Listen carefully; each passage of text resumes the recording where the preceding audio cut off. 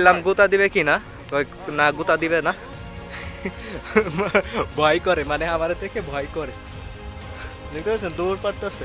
قدم سريع واحد يعني الواحد ايه تقريبا كيلو ذرة.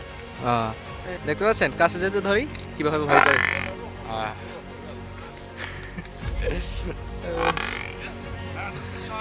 তো দেখতে পাচ্ছেন এখানে সবাই মিলে হাঁসরে খাবার দিচ্ছে, আর খাবার কি দিচ্ছে সেটা হলো গাজর দিচ্ছে তারা কি ফিকা ফিকা, আর হাঁসও সেগুলো খাইতেছে। দেখতে পাচ্ছেন এখানে অনেকগুলো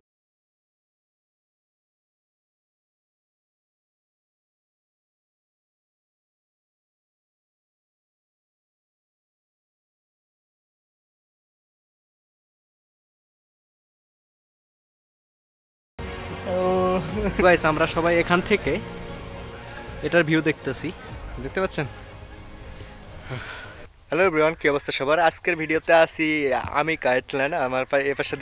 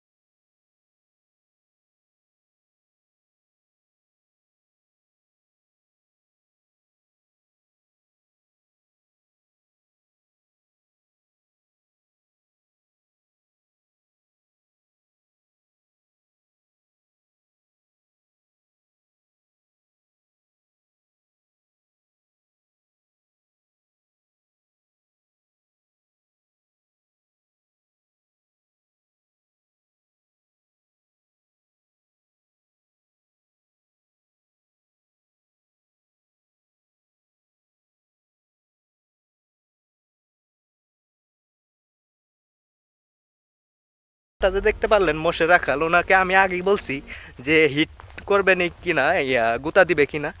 সে বললো যে না গুতা দিবে না, তো এই জন্য আমি কাছে যাওয়ার সাহস পাইছি। তো আমি প্রথমে ভাবছিলাম গুতা দিবে, ঠিক আছে, কিন্তু যখন কাছে যাই ধরতে চাবো না, ধরতে পারি না একটারও, মানে সবাই দৌড়ে পালায় আর কি।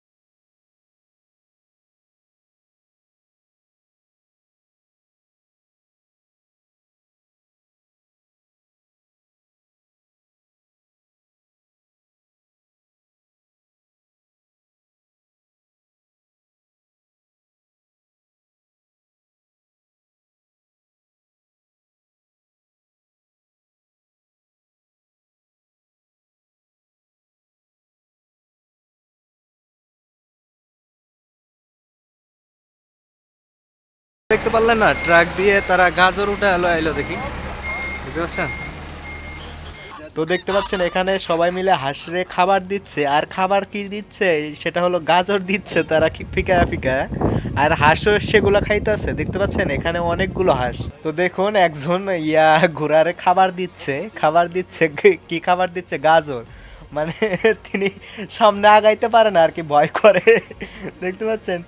ও, তো দেখতে পাচ্ছেন আমি এখন ঘোড়ারে খাবার দিচ্ছি, আর ঘোড়াগুলা অনেক ফ্রেন্ডলি গাইস, আর ঘোড়াগুলা অনেক বেশি ফ্রেন্ডলি। দেখতে পাচ্ছেন সে টাচও করতেছে, মানে হাত দিয়ে ধরতেছে, কিছু বলতেছে না, খাবার দিচ্ছে, পোলা পানে খাবার দিচ্ছে, তাও খাচ্ছে।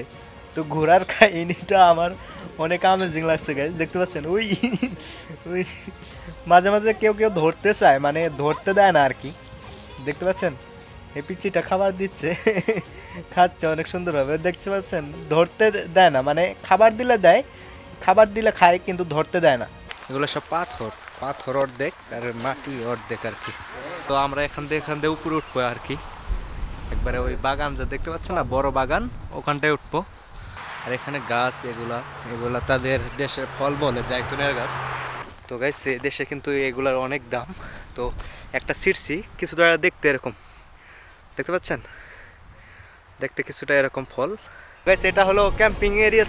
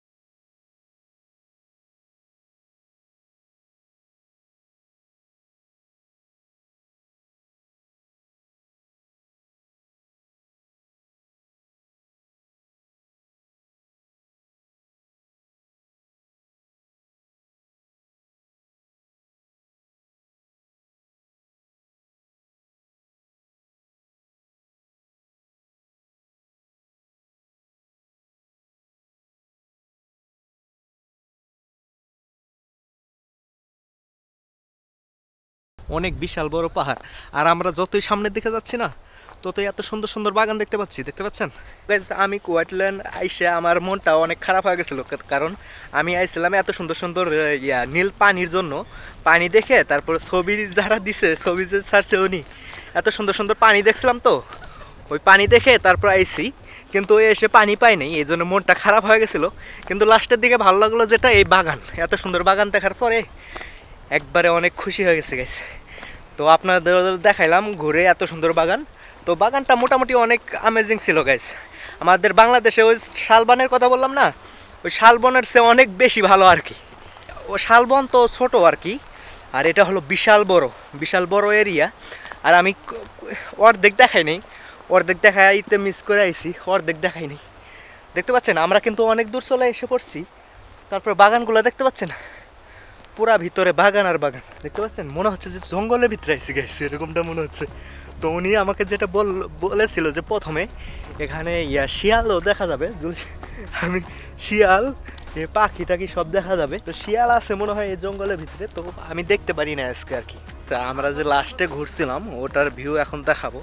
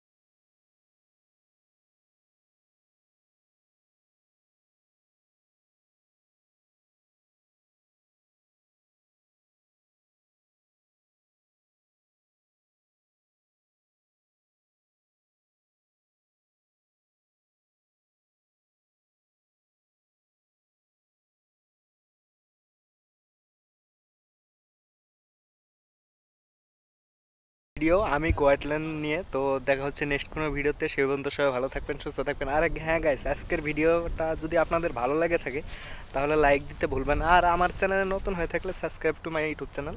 তো দেখা হচ্ছে নেক্সট কোনো ভিডিওতে। সেই পর্যন্ত সবাই ভালো থাকবেন, সুস্থ থাকবেন। আল্লাহ হাফেজ, বাই বাই।